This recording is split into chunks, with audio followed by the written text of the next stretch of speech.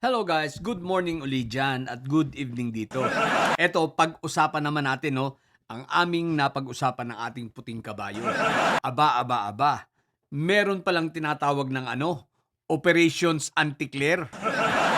Operations Anti-Claire, itong mga didilis at itong mga makasayad black at ang may sayad siblings.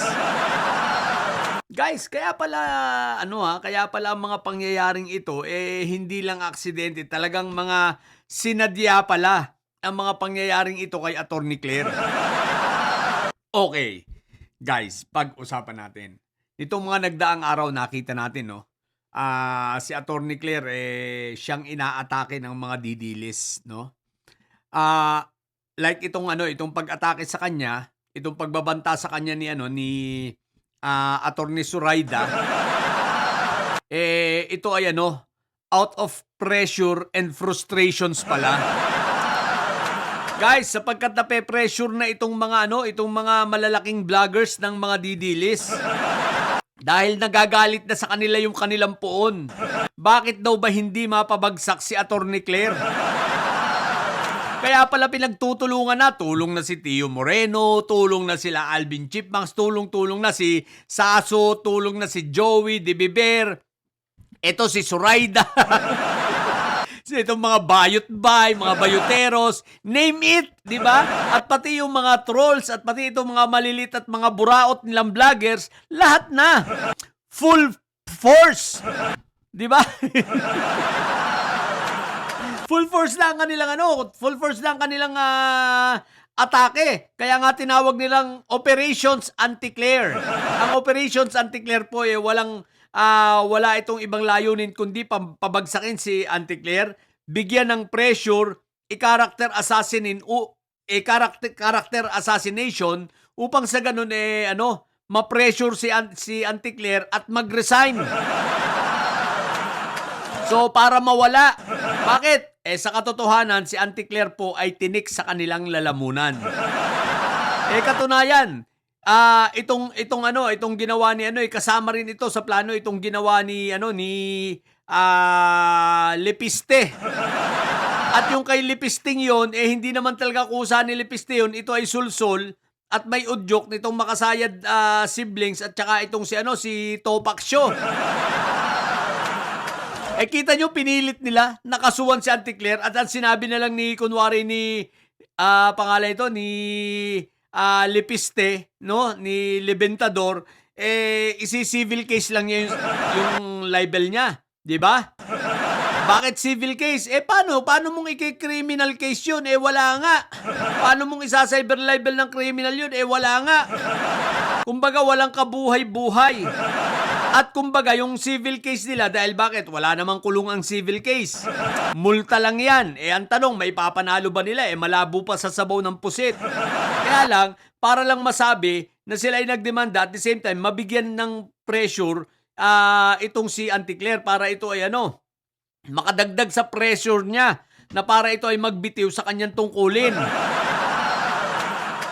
Guys, eto kung malakas ang laban nila, kung malakas ang kanilang mga ebidensya, at malakas ang sinasabi nilang cyber libel kay Anti-Claire, ang tanong ko sa inyo, bakit civil case ang isasampa ninyo? Bakit hindi na lang criminal case? Dahil pag criminal case, kailangan merong reasonable certainty of conviction. At the same time, kailangan talagang malakas ang inyong mga hawak na ebidensya. Yun ang wala kayo. Kaya ginamit nyo civil, kumbaga pang-anoy lang. Para lang makabigay ng makapambwisit lang ba? O di ba ga? Ganun lang yan So kaya civil lang ang isinampa ninyo dahil kung malakas talaga yan, sinasabi ninyo na kayo may ebidensya ay tigil-tigil. Tumigil-tigil ka, wag kang bobo, wag kang ob-ob. Anong pangalan nito? Lepiste. Di sana criminal case nang isinampa ninyo. Bakit ka civil? Kasi nga, mahina ang inyong ebidensya. At yan, mga pinaggagawa ninyo ay part ng master plan ninyo. Orchestrated ang lahat para si Anti-Claire ay pabagsakin ninyo. Ito ang magiging problema ninyo. Mukhang mukhang mali ang inyong ano. Sa bagay, kaya nyo nga pala ginagawa yan dahil alam nyo na si Auntie Claire ay mahirap pabagsakin. At maprinsipyong tao. Hindi nyo kakayanin, kahit bayaran nyo yan, hindi niyan tatanggapin. Kahit alokin nyo yan, alam nyo na hindi niya tatanggapin yon. Ang problema nyo, ang tanong ko, nape-pressure ba? Mukha bang may pressure sa inyo si Auntie Claire? Parang wala lang, pinagtatawanan lang kayo. Diyan sa isinampan yung kaso, nung sabi lang niya, di ako haharap yan. Sarili ko ang pag-aabugaduhan ko ang sarili ko. Ibig sabihin, walang ka-pressure-pressure. No? Tinig sa inyong lalamunan si Auntie Claire. Bakit? Dahil talagang ginigiba niya itong sila Sayad. Dahil totoo naman ang mga sinasabi ni Auntie Claire eh. Nagbe-base lang siya sa mga facts, nagbe-base lang siya sa mga report, no? Mga reliable reporting from reliable media networks. Galing sa mga kagaya kay Ombudsman Remulla, nung sinabi ni Ombudsman Remulla na ibinenta nitong si Lepiste ang franchise. So doon yung pinagkukunan niya. Kaya kayo ay pikon na pikon. Tapos lahat ng sinasabi ni Auntie Claire patungkol sa inyong poon na may Sayad, na si Inday Sayad, tsaka sa inyong poon na si Fentaboy na nasa ICC, pawang katotohanan naman. At lahat yun ay may referensya. At isa pa, talagang maraming nakikinig at naniniwala kay Auntie Claire. Kaya kayo, mga didilis, talagang taranta na kayo at the same time, nape-pressure na kayo dahil pine-pressure na kayo yung poon yung may Sayad. Pine-pressure na kayo ni Iyotman at ni Barbie.